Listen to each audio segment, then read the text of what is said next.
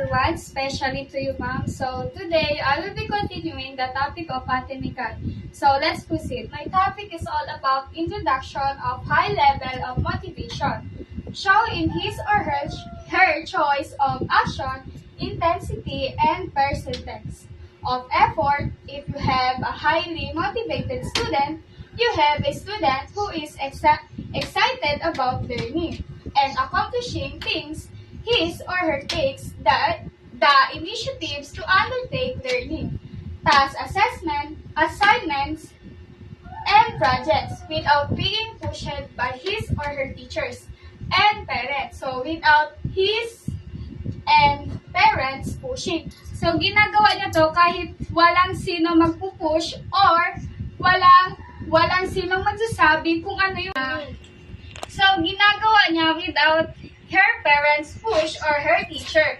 Kasi gali, she is highly motivated. There are two types of motivation, which is intrinsic and extrinsic. Intrinsic is the drive to do an activity for the internal satisfaction it brings, such as enjoyment, personal fulfillment, or curiosity, rather than for external rewards. So, kahit na alam niya may rewards, which is hindi niya pinapansin kung ano yung rewards.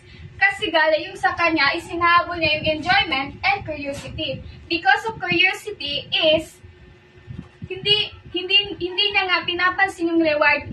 Ang inaano niya is mag-enjoy siya and dahil curious siya. Intrinsic is the drive to do something because of an external rewards or to avoid a punishment.